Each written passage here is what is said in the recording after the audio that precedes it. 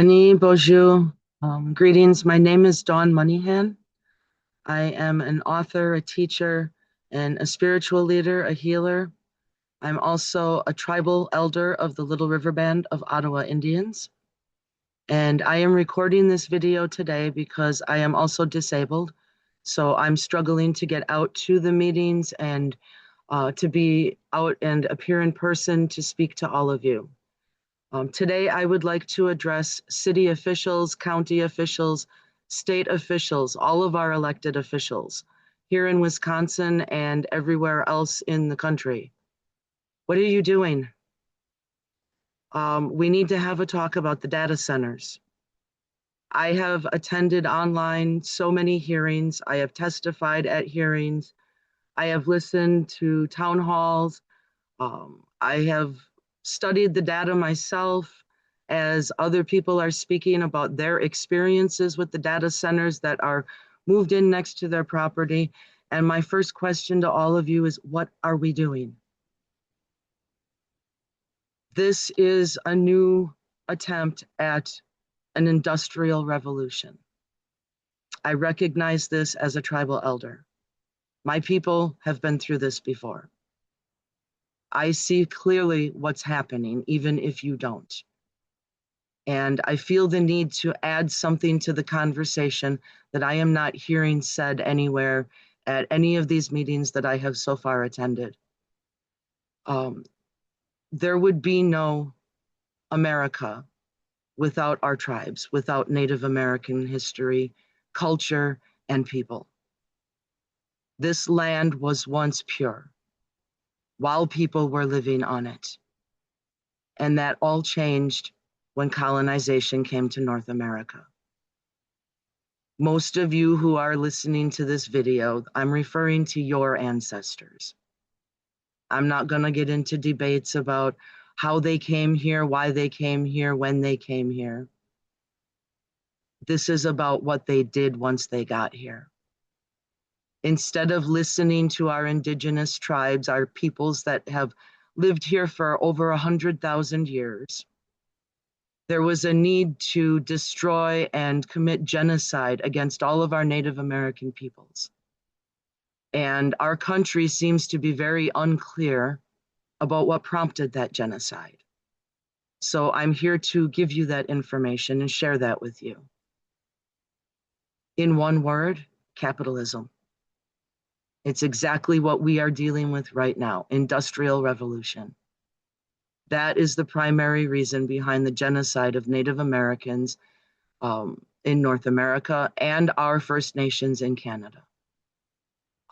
This is history that should be public knowledge by now. I mean, this is 2026. It's readily available on the internet. I invite everybody to please Google Native American Boarding School Report 2022 and read this report. I can send an email out for anybody who wants a direct link. I can offer that, or the direct file itself, because I have that too. I will not print it for you. It's about 100 pages long. It's an easy read. It has a lot of photos in it, and it talks about how our country began, the motivation behind the genocide, and all of the atrocities that have been committed against my people since colonization began. And it's ugly. It's horrible. It will turn your stomach. It will make you shiver. It will make you cry. Read it anyway, because that is what is happening now. And instead of just our tribes on the table for genocide, it is now the entire American public. This is something that my people have survived already. The Industrial Revolution brought us to where we are now. We went from a pristine continent, self-sustainable cultures that worked for humans, wildlife, and the environment without depleting anything, to this. Your constituents recognize this. I recognize this. Our tribal peoples recognize this.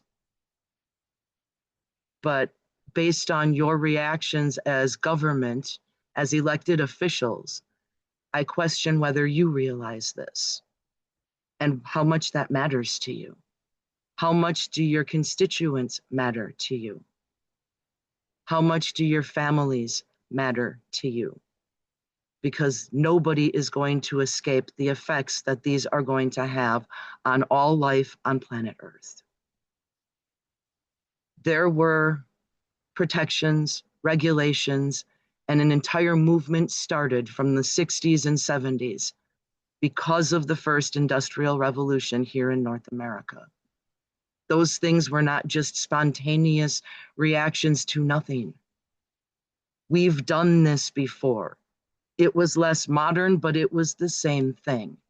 And it had a horrible effect, so much so that we tried to protect ourselves and heal our planet and ourselves from the damage. And I don't know what changed. I can tell you about when it changed. I'm old enough to know that. I lived through it. And the change has been progressive for a long period of time. But it's been steady in the wrong direction. And now we are at another crossroads, and we have a choice to make. We can stop this pathway to all extinction of all life on planet Earth, which is what we are on right now, or we can pause and we can have this discussion openly together. And we can talk about what we want for the future, not just for ourselves, but for the next 7 generations to come. Because our cultures teach us that everything we do today affects the next 7 generations after us. This is not ours. We do not own it. We're borrowing it from our children and our grandchildren and their children and their grandchildren and all the way on down the line. And this crossroads we are standing at right now, we have to make this decision on whether or not we're going to allow the next 7 generations to exist. You asked for these jobs. You campaigned for these jobs. You begged for these jobs. You invested in these jobs. You talked to your constituents who voted for you and gave you these jobs. Now I am asking you, I am begging you as a tribal elder, as an advocate for all that is life. Do your jobs. Listen to those constituents who gave them to you, because they can be taken away just as quickly and easily. And I want to ensure you, if you are in the state of Wisconsin and your community reaches out to me for help, I will help them however I possibly can to stop these horrible, inhumane actions that you are inflicting against the very people who put you in the positions you sit in today. There is no excuse for this. I would dare to call this nonsense, but it's too scary to do that. I know what's coming if this continues. And I really would love to know why all of you have gone blind, deaf, and mute after meeting with these corporate people. Those corporate people did not elect you. They didn't give you your jobs. Are they paying you? So are your constituents with their hard-earned tax money. Can those corporate thugs, can they re-elect you? Can your constituents? See the problem? Listen. It doesn't take much to listen. And after you've heard your constituents, respond to them. You owe them that respect. Right now, you are showing no respect for anybody or anything. And it really, truly is scary and disgusting. But you need to understand what it is you're doing to the people, to the wildlife, to the environment. And this is irreversible this time. All of this technology that we have developed over all of these decades since the first revolution in this country. Now we are looking at forever chemicals that cannot be removed. We are looking at adding to an already poisoned environment that has a breaking point. And in case any of you haven't paid attention, Our planet is already telling us she's at her breaking point. I would invite all of you to please look at what is happening geologically to our planet right now. This is not just here in Wisconsin, it's global. But we're a part of that. We're a part of Mother Earth. As long as we reside on Mother Earth, we're not going to escape that either. And what you are doing with these data centers is exacerbating it.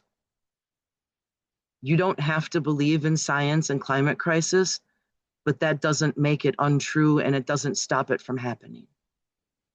As elected officials, you are the ones who have been tasked with all of the damage after all of these natural weather disasters that we've been dealing with.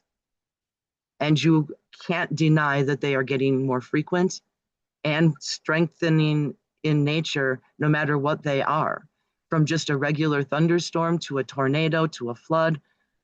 We're dealing with all of it at once.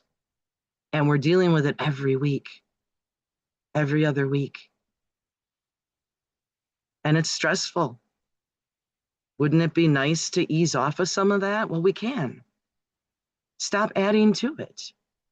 Start listening to the people who put you in those seats, the people who see what's going on, the people who study these things. We have a lot of professionals out here among your constituents who are trying to give you information, factual information, not propaganda. And they are trying to express to you that they are afraid. And you keep shrugging them off and ignoring them. Stop it. So I'm going to ask again, what are we doing? Are we sitting here and designing our own extinction on purpose? Or are we going to pause where we are right now and have this discussion before we do it unintended? Because that is exactly where we are headed. So thank you for your time, for listening to this message. And I hope to visit each and every one of you either on Zoom or in person very soon. I do my best to get out, and I'm working on improving that so that I can get to you. But in the meantime, I invite all of you to come visit me. At the moment, my teepee is still standing, so I invite you to come sit with me in my teepee. I'm in the city of Juneau in Dodge County. I run a small Anishinaabe church. And I invite you to my yard, to my teepee, to take a tour of the environment that my ancestors lived in. And it was not indoors. It was not hiding from the heat and freaking out and dying from the cold, because they understood how to live on this land. I would love the opportunity to teach that to you. How to live responsibly and healthy and to thrive here in North America, on Turtle Island, this land we all call home. If we have to share it together, don't you think we have better ways to do that than ignoring each other and purposely causing harm to each other? And if you can't give that consideration, my last question to you then is going to be, what's wrong with you? And what can we do to fix that? So reach out. And if you are not a member of government and you are seeing this video, I invite you to also reach out. I want to hear from everybody. I am here to help protect our environment, our Mother Earth. Aki needs us, and she doesn't have enough of that yet. We're still killing her. We're killing ourselves and our children and our future, and we need to stop. So listen to your constituents, the information that they are bringing to you. Put a moratorium on these data centers statewide, and let's come together as a community, a larger community, and let's have these discussions before November gets here. Because I fear by the time we get to November, a lot of you are going to be looking for new jobs. Your constituents are fed up, and so is our planet. And the more harm you cause, the worse that's about to get. So miigwech for your time. I thank you. Have a wonderful day.